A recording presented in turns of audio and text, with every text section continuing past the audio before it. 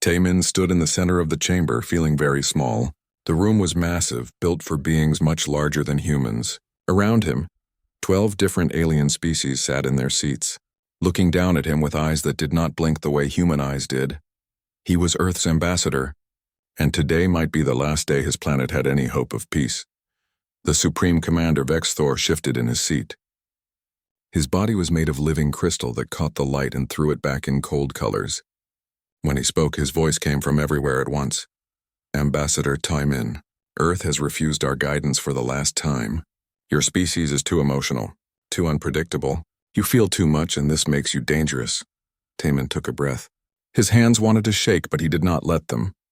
Emotions make us human. They help us create, help us care for each other. Why do you see this as weakness? A creature that looked like moving smoke laughed. The sound was not pleasant. You have wars over feelings. You destroy your own planet because you cannot control yourselves. We have built a perfect society by removing such chaos. Perfect. Taemin looked around the room. You have no art, no music, no stories. You exist, but do you live? Vexthor's crystal body flashed red. This is exactly the problem. You question. You resist.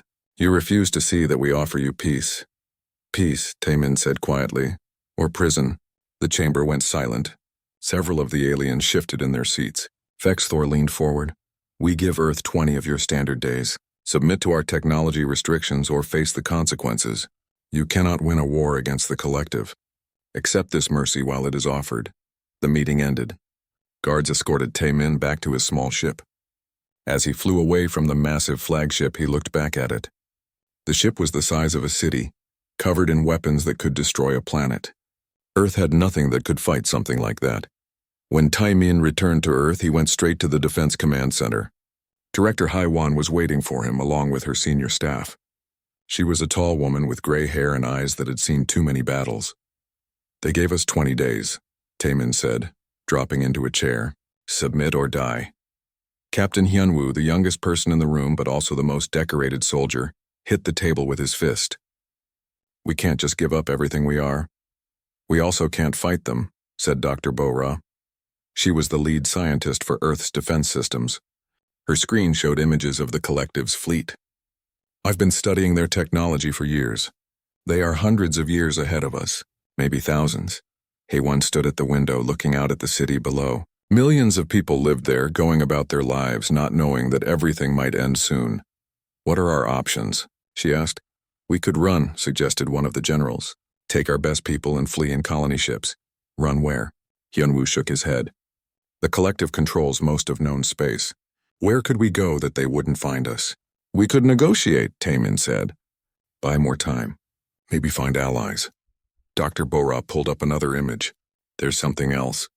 My team detected unusual energy readings near Jupiter. The collective is already positioning something in our solar system. Before the deadline, Haewon turned around. What are they positioning? We don't know. The readings are unlike anything we've seen before. Very old technology, very powerful. The room went quiet. Everyone knew what this meant. The collective had already decided. The 20 days were just for show. Over the next 19 days, Earth prepared. Not for surrender, but not for battle either. No one knew what to prepare for. The military went on high alert. Citizens were told to stay calm, but panic spread anyway. Some people left the cities.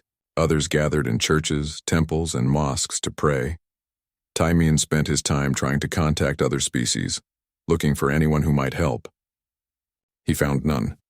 The collective's reach was too far, their influence too strong. Every species he contacted either ignored him or told him to submit. On the 18th day, Captain Hyunwoo gathered his best pilots. If we have to fight, he told them, we make them remember us. We might not win, but we can show them that humans don't go quietly. His pilots nodded. They were scared, but they were ready. Dr. Bo-Ra continued studying the readings from Jupiter. The energy signatures were getting stronger. Whatever the collective had placed there was waking up. On the 20th day, Haewon sent a message to the collective flagship.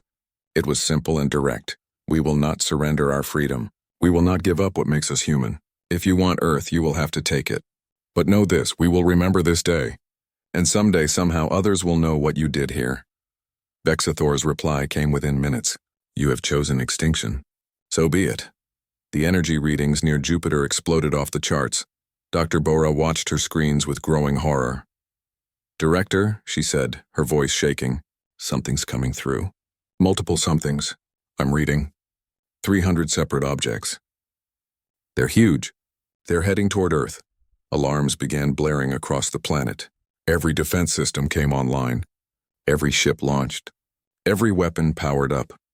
Taman stood on the command deck next to Haywan, watching the objects appear on the main screen.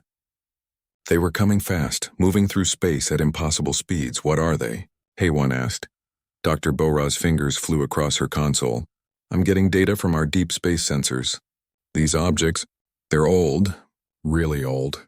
The database has a match." "Oh no. Oh God, no. What is it?" Taman moved closer. Dr. Bora looked up, her face pale. "They're called war machines. According to this, the collective used them 5,000 years ago to end a rebellion. An entire civilization was wiped out in 3 days. After that, the collective locked them away. They swore never to use them again. Until now," Haywan said quietly. Hyunwoo's voice came over the radio. "Fleet is in position. All ships ready. Awaiting orders." Haywan looked at the screen. 300 war machines, each one ancient and deadly, were approaching Earth. Behind them, the collective fleet waited and watched. She thought about ordering the attack. But what was the point? They couldn't win this fight, but they could try. "All ships," she said into the radio. "Engage the enemy. Make every shot count." As Earth's fleet moved forward to face the war machines, Taman thought about his daughter. She was 5 years old. She liked to draw pictures of stars and dream about visiting other planets. She would never get that chance now. The war machines entered Earth's orbit. Up close, they were terrifying. Each one was the size of a skyscraper, covered in weapons that hummed with power. They didn't look like they were built. They looked like they had grown, like living things made of metal and death. The first shots were fired and everything changed. The war machines descended through Earth's atmosphere like falling stars made of metal. Each one was different, built in a time when wars were so terrible that entire species vanished from history. They were not just weapons. They were the weapons that ended everything. Captain Hyunwoo led his squadron toward the nearest machine. His fighter was small and fast, one of Earth's best designs. Against the war machine, it looked like a toy. "Target the joint sections," he ordered his pilots. "Concentrate fire." 20 fighters opened fire at once. Missiles streaked through the air. Energy weapons lit up the sky. All of it hit the war machine exactly where they aimed. Nothing happened. The war machine didn't even slow down. Its hull absorbed every impact like water hitting stone. Then it turned, and Hyunwoo saw something that made his blood cold. The machine was looking at them. Not with sensors or cameras. It was looking at them the way a living thing looks at something it's about to kill. Break formation. Evasive maneuvers. The war machine's weapons fired. Not missiles or bullets. Something else.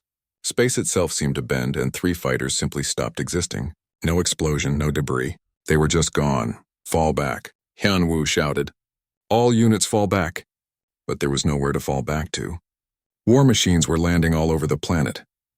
New York, London, Beijing, Mumbai, Sydney. Everywhere humans lived, the machines came down. On the collective flagship, Vex Thor watched the destruction begin. Around him, the other council members observed in silence. This was not something they enjoyed. But it was necessary. Humans had to learn. "How long until they surrender?" asked one of the council members. "Hours," Vex Thor said. "No species has lasted more than a few hours against the war machines." But hours passed, and humans did not surrender. They kept fighting.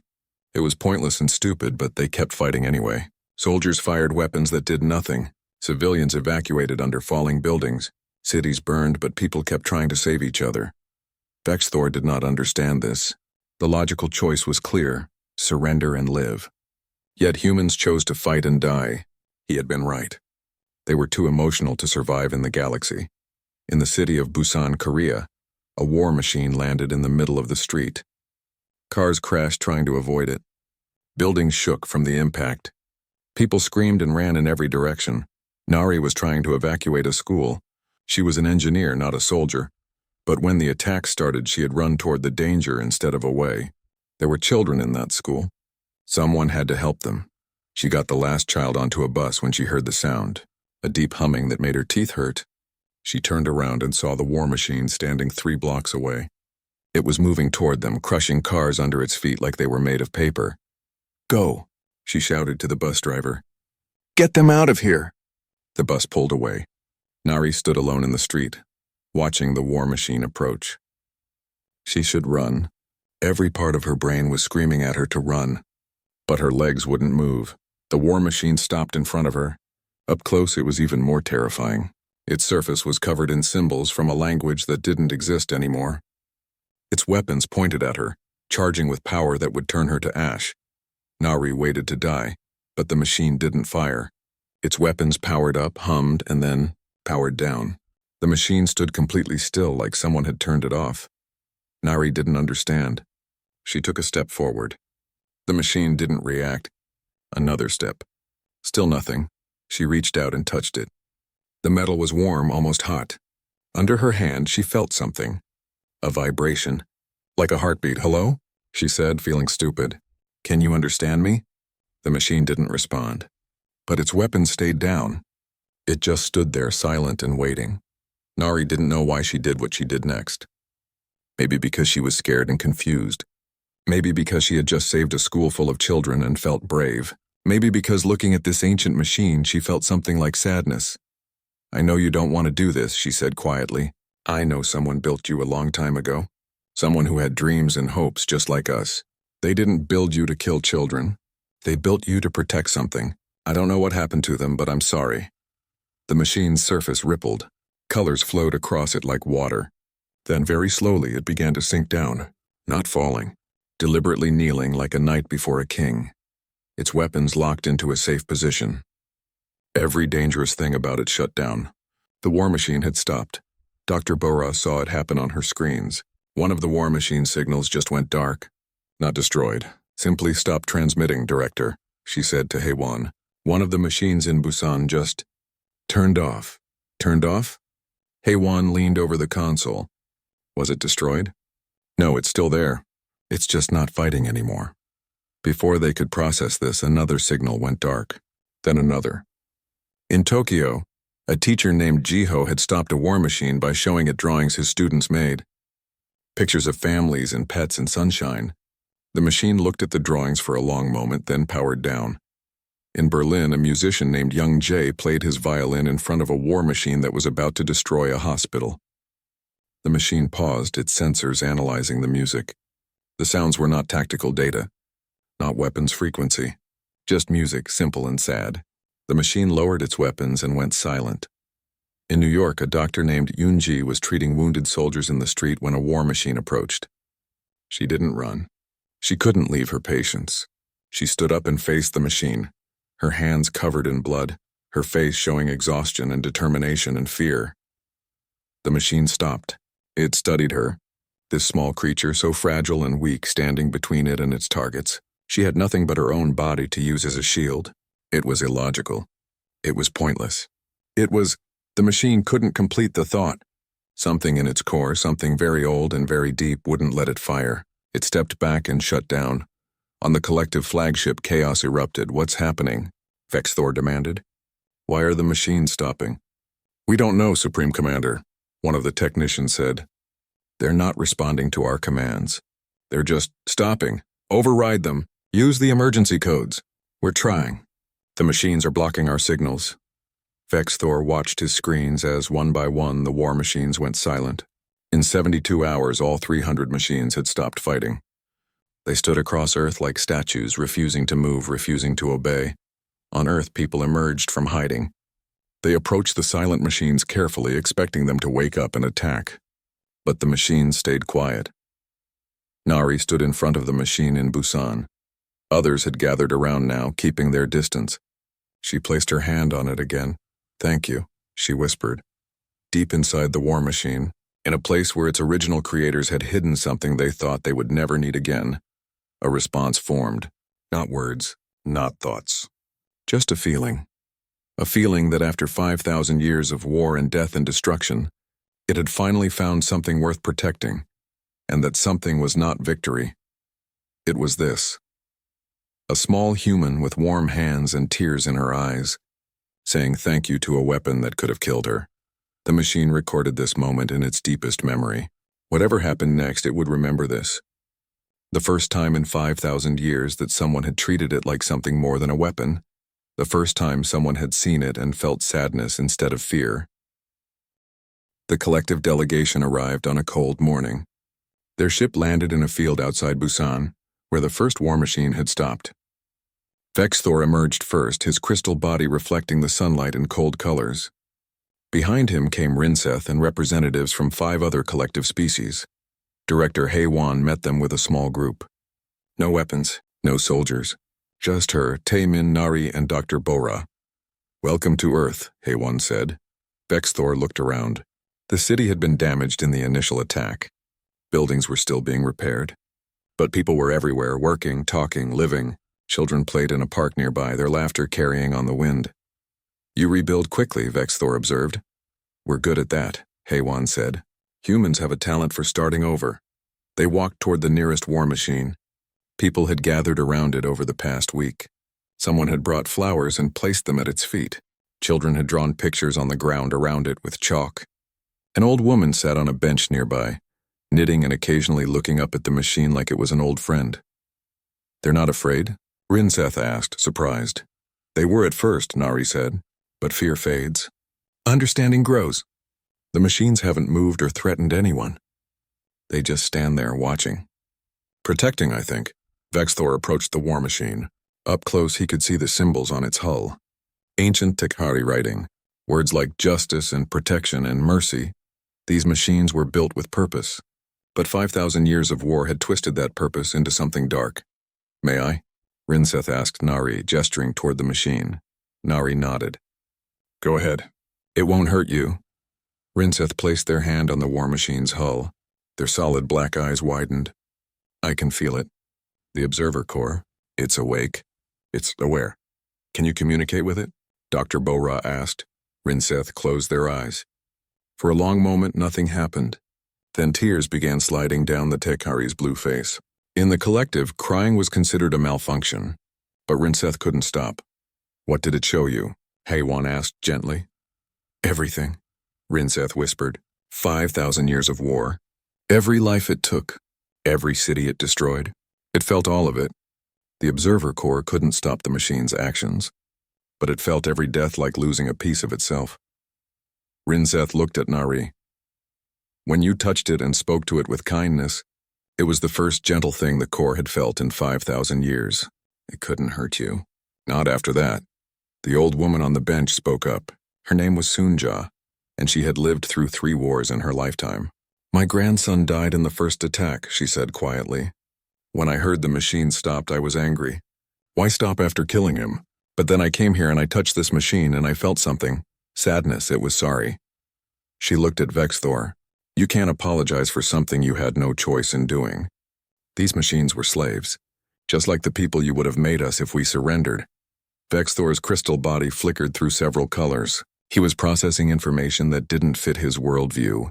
Around him, the other collective representatives were having similar struggles. Captain Hyunwoo arrived with his daughter, Mina. The little girl ran up to the war machine without fear and patted its hull like it was a big dog. "Hello, Mr. Machine," she said brightly. "I brought you a picture." She held up a drawing. It showed a war machine and a little girl holding hands under a smiling sun. The war machine's surface rippled with colors. Soft blues and greens. In its core, Talron's consciousness looked at the drawing and felt something it hadn't felt in millennia. Hope. Vexthor watched this interaction. A child showing a weapon of mass destruction, a crayon drawing, the machine responding with what could only be called affection. It was illogical. It was inefficient. He couldn't find the word. His language didn't have it anymore. Over the next 3 days, the collective delegation toured Earth. They saw humans and war machines working together to rebuild destroyed areas. They watched as teacher Jiho held classes next to a war machine, the children taking turns touching it and sharing their day. In Berlin, musician Young Jae performed for them. His violin sang with emotion that the collective representatives couldn't name but somehow felt. 2 of them began crying without knowing why. In New York, Dr. Eunji showed them a hospital. "We lost a lot of people in the attack," she said. But we saved more, because humans help each other, even when it's hard, even when it hurts. On the fourth day, Vexthor asked to speak with Nari alone. They sat in a garden near the war machine she had first touched. I don't understand, Vexthor admitted. The collective chose logic over emotion because emotions caused wars, pain, suffering. How can you live with such chaos? Nari thought about this. Emotions do cause pain sometimes. I feel sad about the people who died. I feel angry that this happened. But I also feel love for my family, joy when I see children playing, hope for the future. If I gave up the pain, I'd have to give up everything else too. But without emotions, there is peace, Vexthor said. Is there? Nari looked at him. Your species removed emotions 3,000 years ago, but you still have conflicts, still have wars. You just don't have anything worth fighting for anymore. The collective exists, but does it live? Vexthor didn't answer. He couldn't. Nari stood and walked to the war machine. She placed her hand on it and it glowed softly under her touch. These machines remembered what your ancestors knew. That feeling pain means you're alive. That love is worth protecting. That mercy is stronger than destruction. She looked back at Vexthor. They chose to stop fighting because they found something worth protecting again. Maybe you can too. The delegation returned to their ship. As they prepared to leave Earth, Vexthor sent a message to the collective council. The war machines will not return. They have made their choice. I recommend we respect it, the council erupted. Some demanded immediate military action. Others wanted sanctions. But Rinseth spoke with a passion that surprised everyone. For 3,000 years we have believed that removing emotions made us superior. But we were wrong. We didn't become better. We became empty. The humans are chaotic and inefficient, but they're alive in ways we haven't been for millennia. The war machines recognize this. They chose life over death. Maybe we should too. The argument raged for days, but something had changed. Younger members of the collective, those who had been secretly consuming human culture, began speaking up. They wanted to feel again. They wanted art and music and love. A revolution was beginning, not with weapons or violence, but with choice. Several species began researching how to reverse their emotional suppression. It would take years, maybe generations, but they had started. On Earth, the war machines remained. They became part of the landscape, silent guardians who had chosen to protect rather than destroy. They helped with construction, lifted heavy loads, and watched over the cities they had once attacked. Nari visited her war machine every day. She would talk to it, tell it about her day, share her hopes and fears, and the machine would listen, its observer core drinking in every word like water after a long drought. One day, she brought her niece to see the machine. The little girl was scared at first, but Nari held her hand. It's okay, Nari said. It won't hurt you. It's a friend. The girl reached out and touched the machine. It glowed softly, warmly. And in that moment, Talrin's consciousness felt something it had thought lost forever. Purpose. Not the false purpose of war and destruction. Real purpose.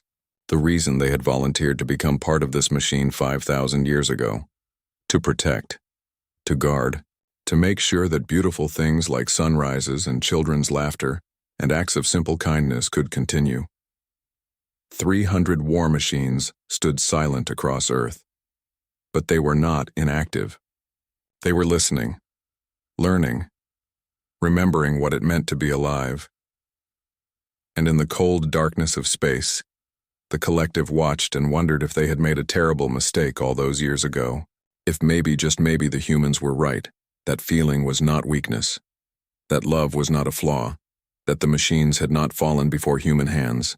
They had risen. Years later, when asked what saved Earth, Director Haywan would smile and say something simple. We didn't defeat the war machines. We reminded them who they used to be. Sometimes the strongest weapon isn't the one that destroys. It's the one that chooses not to. And in Busan, an old woman named Sunja would sit on her bench, knitting and watching the war machine that stood guard over her city. Sometimes she would talk to it, telling it stories about her grandson, and though the machine never answered, she knew it was listening. Because that's what friends do. They listen. They protect. They remember. And most importantly, they choose to be better than what they were built to be. The war machines had made their choice, and so had humanity. Together, they would build something new, Not a galaxy of logic and efficiency, but a galaxy of life, with all its beautiful chaos and precious, messy, wonderful emotions. A galaxy worth living in, a galaxy worth protecting, a galaxy where even weapons could learn to hope. 3 days after the last war machine went silent, Vexthor sent a message to Earth. His words were cold and direct. Return our property immediately. The war machines belong to the collective. You have 72 hours to comply, or we will retrieve them by force. Director Haywan read the message to her council. Everyone looked tired. They had been working without rest, trying to understand what was happening with the machines. Now the collective wanted them back. Can we even return them? Hyunwoo asked. They're not responding to anyone's commands. Not ours, not the collective's. That's not quite true, Dr. Bora said. She had been studying the machines constantly. They're responding to us, just not in ways we expected. Watch. She showed them video from Busan. Nari approached the war machine and placed her hand on it. The machine's surface glowed where she touched it. Not bright, just a soft pulse of light. It knows she's there, Bora explained. It's acknowledging her. That's not random. That's choice. So the machines have chosen to stay with us? Taemin asked. More like they've chosen not to fight us anymore. The question is, what do we do about the collective's demand? Haewon stood and walked to the window. Below, she could see part of the city. People were rebuilding. Despite everything, life was going on. And standing in the distance, silent and still, one of the war machines watched over them.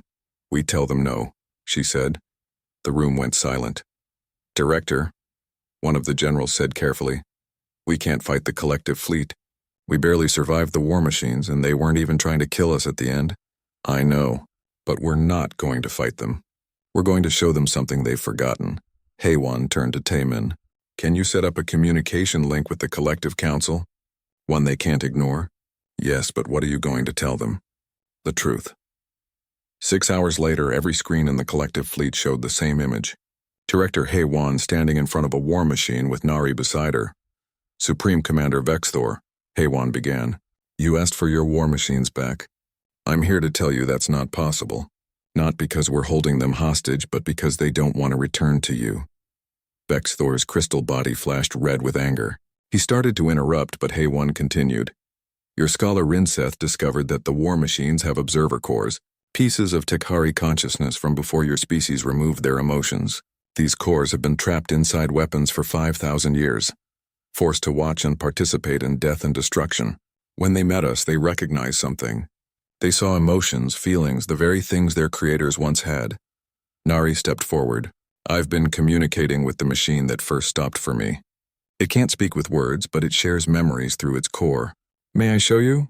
Before Vexthor could refuse, Dr. Bora activated a connection. Suddenly, everyone watching saw through the war machine's observer core. They saw a memory from 5,000 years ago.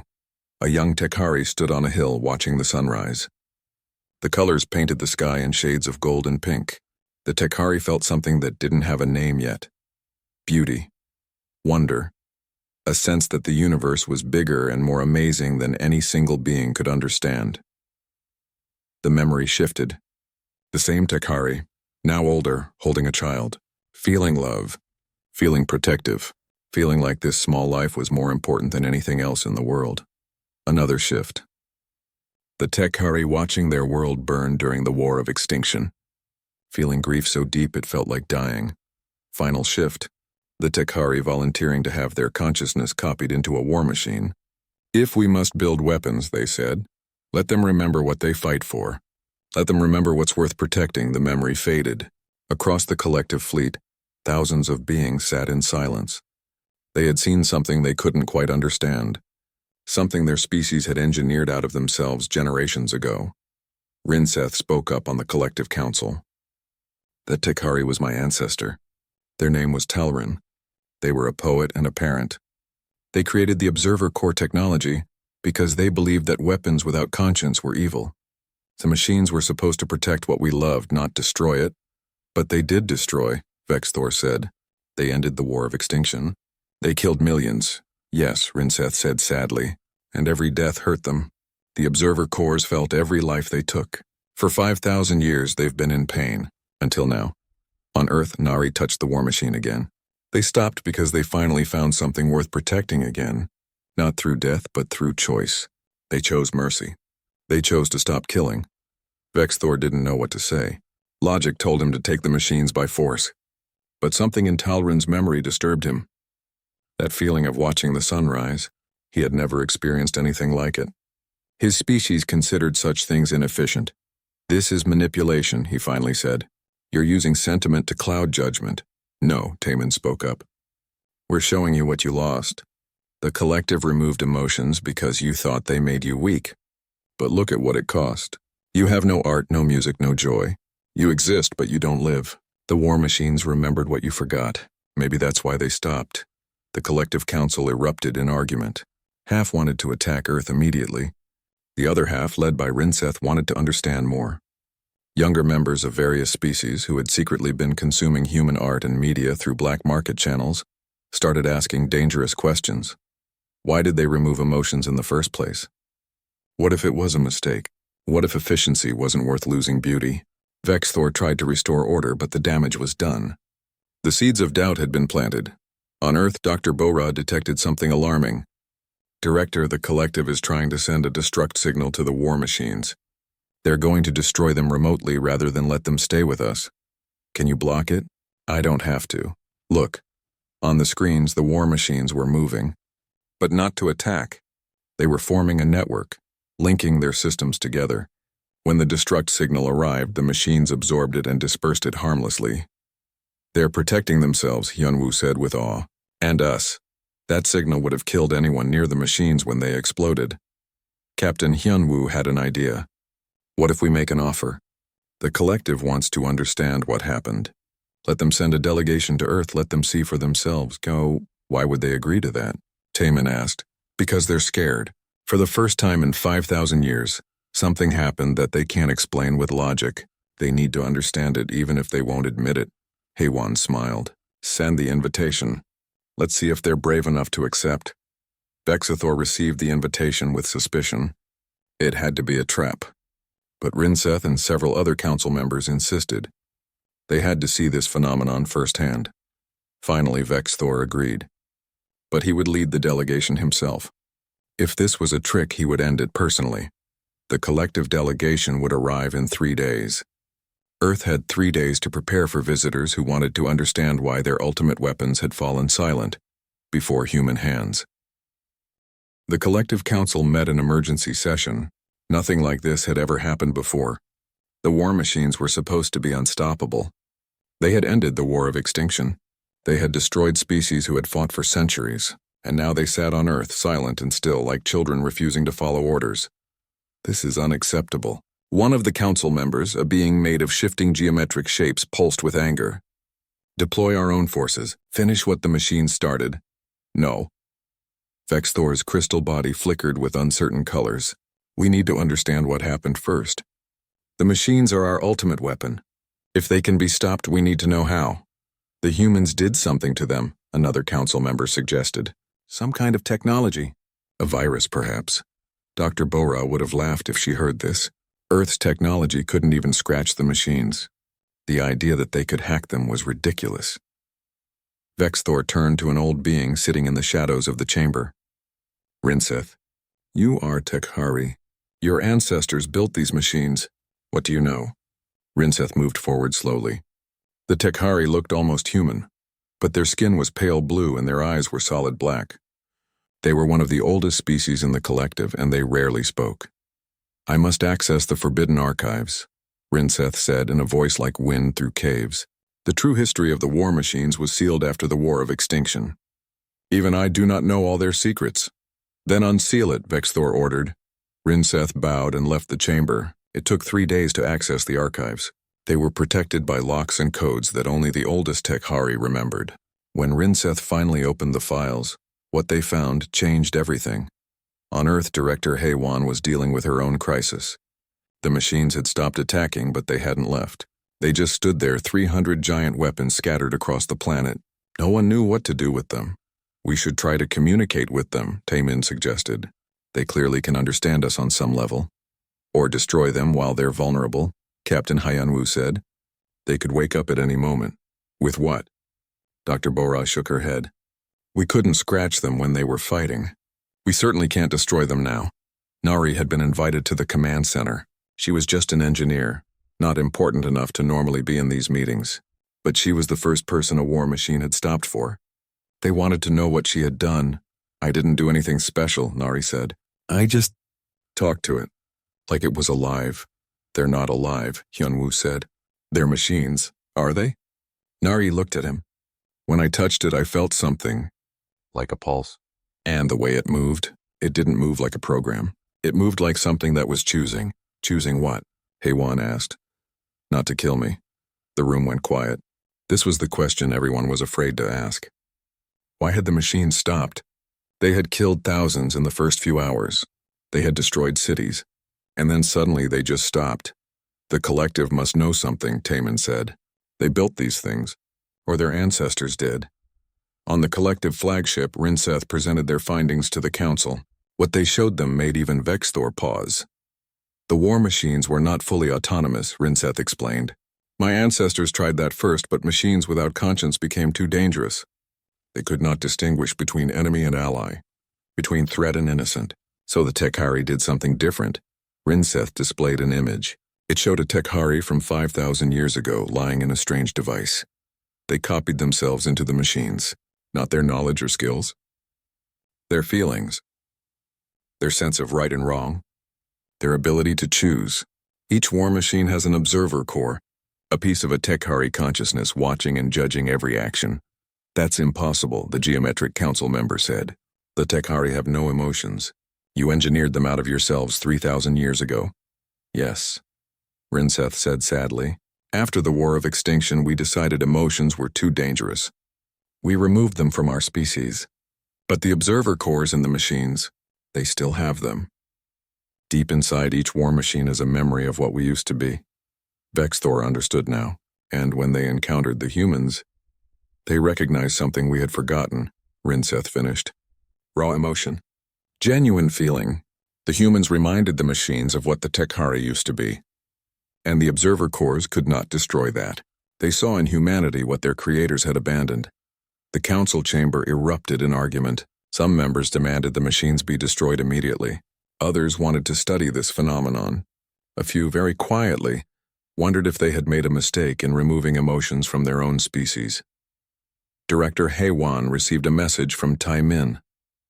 He had been monitoring collective communications and had intercepted part of Rinseth's report. When Haewon read it, she understood. They're not weapons, she said quietly. They're prisoners. Everyone looked at her. The machines have pieces of living consciousness trapped inside them. They've been forced to kill for 5,000 years. And when they finally met someone who showed them genuine emotion, she looked at Nari. They couldn't do it anymore. So what do we do?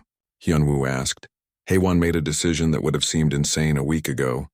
We help them. If these machines stopped because they recognized something human in themselves, then we show them more humanity. Not as a weapon or a strategy, just because it's the right thing to do. She sent out orders across Earth. Military forces were to stand down. Instead, civilians were to approach the war machines.